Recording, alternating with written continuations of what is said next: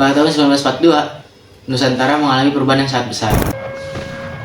Setelah 300 tahun dikuasai oleh Belanda, Indonesia tiba-tiba jatuh ke tangan Jepang, hanya dalam hitungan bulan, dengan janji pembebasan. Tapi, apakah yang sudah terjadi?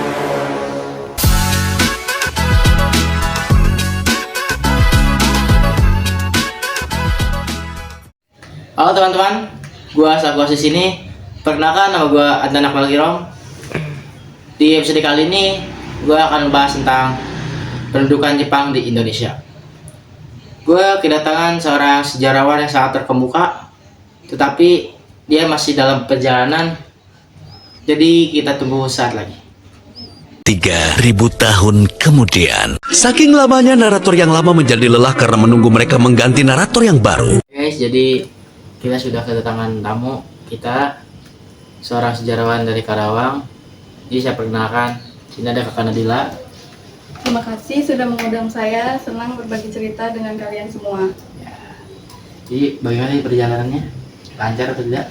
Lancar, sedikit ada masalah, tapi tidak apa-apa. Lancar. Ya, sedikit Panas ya? panas. Panas. Banget. Boleh langsung ke pertanyaan? Boleh? Bagaimana Jepang bisa masuk ke Indonesia? Pada Perang Dunia Kedua, Jepang membutuhkan sumber daya alam, yaitu minyak, untuk melanjutkan perang dengan Amerika dan Sekutu. Indonesia pada saat itu masih disebut sebagai Hindia Belanda dan cukup mempunyai banyak stok minyak seperti di Sumatera dan Kalimantan.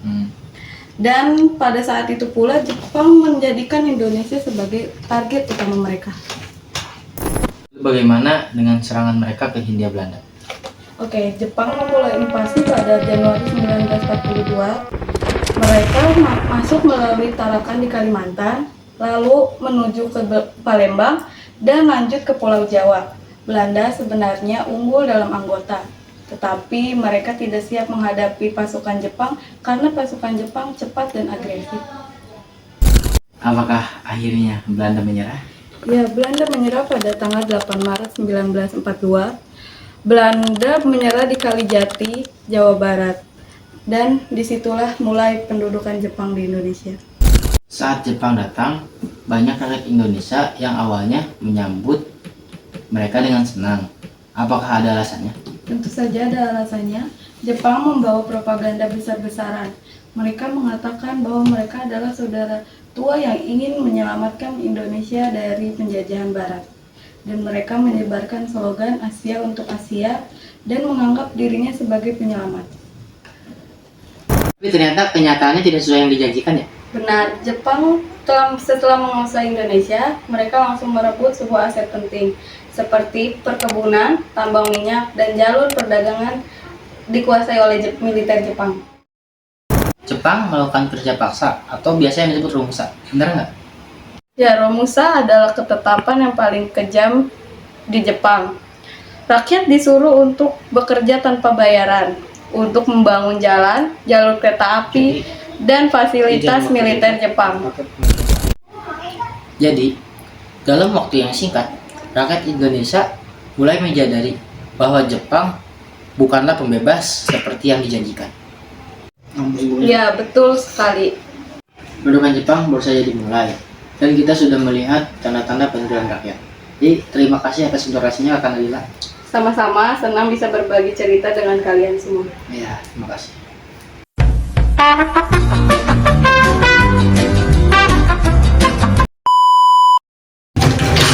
Di sini kita sudah ketemu Kak Adil sebagai narasumber baru karena sebelumnya Kak Nadila itu memiliki banyak tugas. Jadi dia cuma aja kita sedikit doang, pulang ya.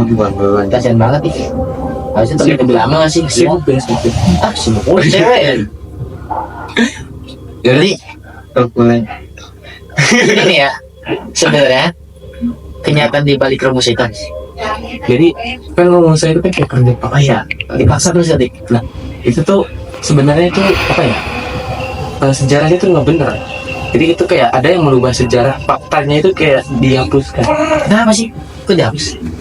Karena kerja paksa itu nggak ada. Karena kerja paksa itu nggak ada. Ya. Ya.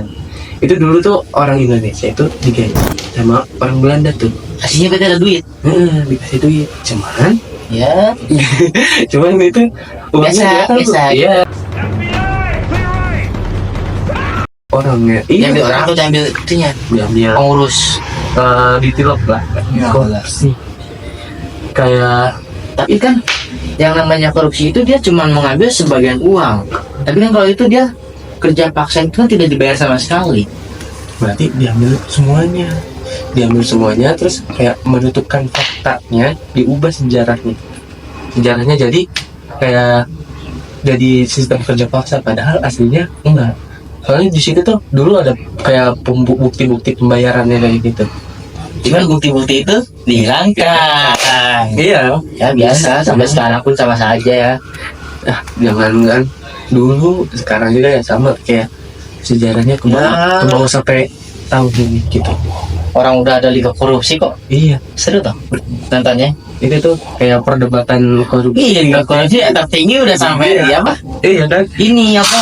yang paling menang siapa? Better. Masih bete? Enggak, udah ke ini. Bensin.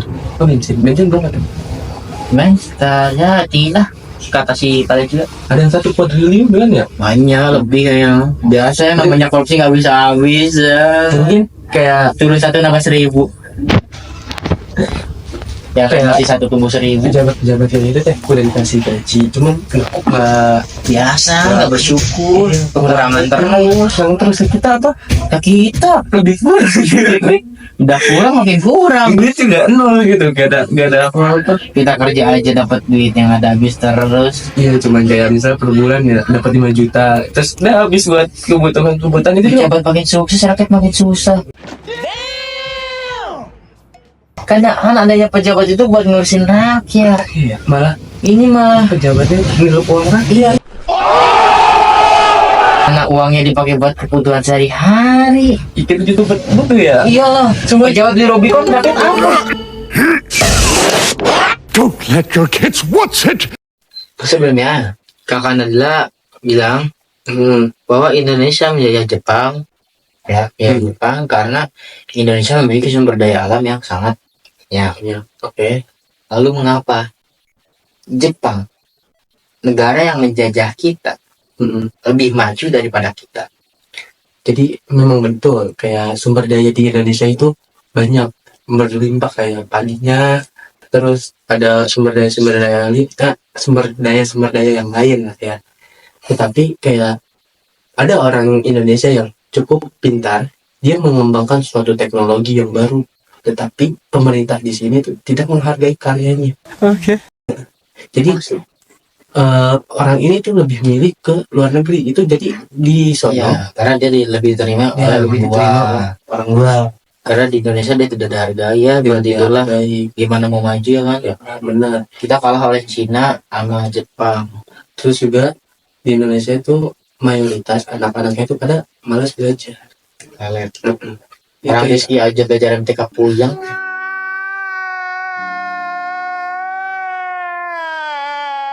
Terus jadi kalau di negara luar kayak di Jepang, Iya. mereka itu lebih memilih membaca buku kayak gitu dibanding kayak bermain HP atau apa. Jadi otak mereka itu untuk suatu kayak berfungsi lah dibandingkan Indonesia. Dalam pendudukan Jepang di Indonesia, ada yang namanya Jugogyaf. Jugogyaf itu sebagai apa? Yang juga Ninanpo itu adalah para wanita Indonesia yang dipekerjakan untuk memuaskan nafsu para tentara Jepang secara paksa. Jadi waktu dulu para tentara Jepang itu nyulik wanita di Indonesia. Yang diambilnya itu perempuan-perempuan itu yang cantik-cantik. Kenapa nggak nenek aja diambil? Karena itu kurang Kan udah berpengalaman. kurang Tapi kan berarti dulu itu para wanita-wanita cantik gimana caranya biar nggak kena unsur dari Jepang? Nah, itu tuh jadi dulu para wanita di Indonesia Ya. sengaja melumuri muka mereka Mereka yang menggunakan cantik menggunakan menggunakan kayak tai, Banyak sekali kayak arang juga. ya ada lumpur ya, Lumpur lapindo juga kayaknya iya. wah jangan ntar ditelan, Lumpur lapindo cakep. jangan atuh. Jadi kayak mereka kayak gitu supaya tidak diculik oleh para tentara Jepang. Ya, biar tidak usah terlalu mengumpat-ngumpat ya. Iya. Kan dari Jepang rata-rata itu emang Ya. Mereka tentara Jepang mengunjungi rumah satu persatu untuk mencari wanita-wanita cantik-cantik. Jepang juga di setiap desa dia menculik para wanita entah yang anak kecil atau yang dewasa. Ya. Tapi rata-rata yang perawan. Ada juga para wanita yang sudah mempunyai anak. Anaknya dibiarkan sedangkan ibunya diambil secara paksa oleh tentara Jepang. Untuk ya buat itu. Ya kasihan deh jadi yatim piatu. Ya nggak bakal nggak tuh. Tapi dapat Lama akhirnya. dapat.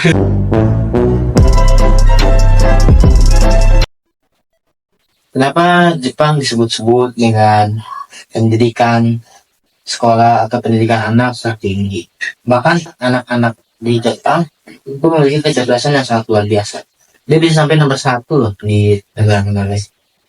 Ya lebih ke kalau di Indonesia itu metode pembelajarannya memang mungkin sedikit kurang. Terus anak-anaknya juga itu faktor utama. Jadi di dalam diri sendiri itu, di dalam diri kita, ya ada rasa kayak malas atau gimana, atau memang sulit mengerti untuk buat pembelajaran yang diajarkan di Indonesia. Jadi kita ini memang mungkin sedikit kurang di bagian pendidikan. Sedikit atau emang Banyak. banyak kekurangannya kita ya. Ya. Dibandingkan Jepang juga ya kan. Bahkan udah orang Jepang yang datang ke Indonesia, mereka kaget. Kenapa coba? Dia melihat di Indonesia dalam waktu jam 2 sampai jam 3 itu anak-anak sekolah udah pada pulang. Sedangkan di negeri mereka itu kan mereka itu sistem belajarannya dari pagi sampai malam. Umumnya Mereka full belajar walaupun ada istirahat, tapi tetap ada kegiatan-kegiatan lain. ya. Hingga mereka pulang malam. Ya karena itu juga. Dan di Indonesia banyak kayak murid-murid yang habis dari sekolah. Kalau di negara lain seperti Cina atau Jepang itu murid-murid anak SMA atau SMK mereka sudah bisa menciptakan robot, menciptakan alat pandai. Sedangkan di Indonesia mereka sudah bisa bikin Indonesia. Iya. Nah, kenapa di kita yang lebih maju itu saja dari populasi manusia Di negara lain itu lebih banyak Indonesia di Indonesia. ya karena di Indonesia populasi manusia itu bisa dibuat dengan dimanusiawi daripada negara lain. Nah, Karena Indonesia di masa penjajahan itu iya. mereka pada menyerahkan diri daripada penjajah-penjajah yang suka menembak. Dibandingkan sekarang, Iya. negeri orang itu negeri-negeri luar yang pernah menjajah kita seperti Jepang dan Belanda, mereka lebih maju, negaranya lebih bersih, aturan lebih bagus. Sedangkan di negara kita saking manusiawinya, orang ada di mana-mana, termasuk sampah-sampah bekas dia. Oh iya betul. Walaupun sudah dibimbing oleh orang-orang tertentu untuk buang sampah, tetap aja. Karena sering banyak manusia. Makanya itu kenapa pendidikan Indonesia lebih lambat dibanding pendidikan Jepang. Karena di Jepang itu di umur SMK 16, 15, 17 mereka sudah bisa menciptakan robot, sudah bisa menciptakan Teknologi teknologi yang tinggi, gitu ya. Sedangkan kalau di Indonesia rata-rata kebanyakan anak-anak di bawah umur 18 termasuk 17 bahkan ada yang di atas 16 di bawah 20 mereka lebih pintar daripada Jepang. Karena dibandingkan robot yang harus di upgrade di robot-robot yang harus di setting ya. mereka bisa membuat manusia sendiri. Itu tuh udah Karena dari kecil manusia itu sudah bisa diajarkan, tidak usah setting, masa di apa nggak usah program, nggak usah, karena udah kita tinggal kita tunjukin aja kayak bagaimana, diajarin diajarin, nggak bisa sendiri. Apalagi mereka bisa bertumbuh tanpa karat. manusia Berarti itu Indonesia tuh lebih ya. bagus. Cuman masa pembuatannya lebih lama dibandingkan robot gitu. Kalau anak-anak SMK di kita itu di Indonesia paling bisa membuat manusia dalam jangka waktu 9 sampai 1 tahun. Kalau robot kan bisa Ya kalau lama buat wah karena bisa itu. susah diprogram juga. Itu tuh bakal terima atau enggaknya nggak tahu sih. Untuk Betari mohon maaf ya. Karena segini adanya, pemikiran cuman segini saja. Ya, Jadi ini udah akhir. oh, udah. Oke, penutupan. Nggak ada pertanyaan lagi. Penutupan kedua. Penutupan kedua. Iya, karena yang awal kita saya bersama Bang Atila. Sekarang bersama Bapak Ganjar. Apa? Oh, Ya, oke. dan terima kasih atas semua informasinya walaupun gua yang maju dari tadi gitu kan. Iya. Sama-sama juga. Jadi ya gua udah capek. Enggak capek, enggak capek. Happy gua. Lapar doang. Iya, harus happy. Oh, dong, happy banget. Bolak-balik sampai sini gitu kan.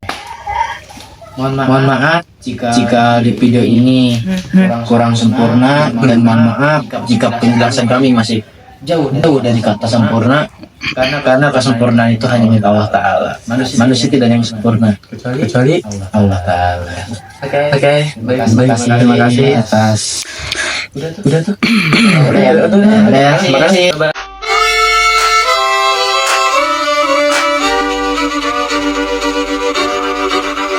Kisah usang tikus-tikus kantor yang suka berenang di sungai yang kotor. Kisah usang tikus-tikus berdasi yang suka ingkar janji lalu sembunyi di balik meja teman sekerja, di dalam lemari dari baja. Kucing datang, cepat ganti muka, segera menjelma, bagai tak tercela. Masa bodoh, hilang harga diri, asal tak terbukti, tentu sikat lagi.